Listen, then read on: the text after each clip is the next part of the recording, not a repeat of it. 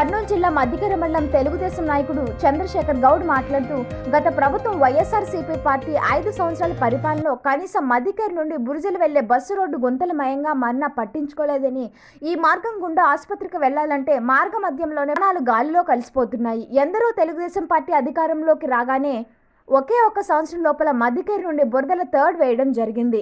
మరియు పల్లెల్లో సీసీ రోడ్లు వేయడం జరిగింది. అలాగే సూపర్ 6 పథకాల్లో 3 పథకాలను అమలు చేయడం జరిగింది. అమ్మకు వందనం, ఈ నెల 20వ తేదీన రైతు భరోసా, ఆగస్టు 15న మహిళలకు ఉచిత బస్సు సౌకర్యం. దీనితో పాటు రాష్ట్రంలో పోలవరం రాజధాని అభివృద్ధితో పాటు మరెన్నో అభివృద్ధి కార్యక్రమాలు జరుగుతాయని తెలుగుదేశం నాయకులు పేర్కొనడం జరిగింది. ఈ కార్యక్రమంలో రాజన్న లక్ష్మీనారాయణ, జంబు నాథారాయుడు, గడ్డం రామాంజనేయులు, విఠోబా మహేష్ తదితరులు పాల్గొన్నారు. తెలుగుదేశం పార్టీ నుంచి జరిగిన అభివృద్ధి గత సంవత్సరంలో 5 సంవత్సరాల కంటే ఈ సంవత్సరం జరిగిన అభివృద్ధి అయితేనేమి, గత 5 సంవత్సరాల్లో వాళ్ళు ఏదైతే బురద రోడ్డు వేస్తాం వాగ్దానం చేశారో, మేము అధికారంలో వచ్చిన ఒక వెంటనే మధ్యకర టు బురద వరకు సంవత్సరం లోపలే 5 కోట్లు ఖర్చు పెట్టి మా ఎమ్మెల్యే గారు చొరవ తీసుకొని రోడ్డు వేయడం కూడా జరిగింది. ప్రతి పల్లెల్లోనూ సీసీ రోడ్డు కూడా వేయడం జరిగింది.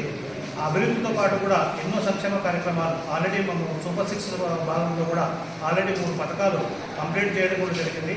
గతంలో గ్యాస్ అయితేనేమి, తర్వాత తల్లికి వందలు అయితేనేమి, ఇంకొకటి పెన్షన్లు అయితేనేమి 3,000 నుంచి 4,000 రూపాయలు ఉండేసరికి పెంచడం అయితేనేమి, ఇంకా రాబోయే రోజుల్లో రైతు భరోసా అయితేనేమి, తర్వాత 20వ తేదీ రేపు నెల ఆగస్టు 5వ తారీఖు బస్సు ఉచిత బస్సు అయితేనేమి, తర్వాత 18 సంవత్సరాల నుంచి 59 సంవత్సరాల వరకు 18,000 రూపాయలు అయితేనేమి, ప్రతి ఒక్క సూపర్ 6 భాగంగా అన్ని పథకాలను కూడా చేయడంతో పాటు ఒక పోలవరం అయితేనేమి, రాజధాని అభివృద్ధి పనులు అయితేనేమి, తర్వాత ఇది ఒక టీచర్స్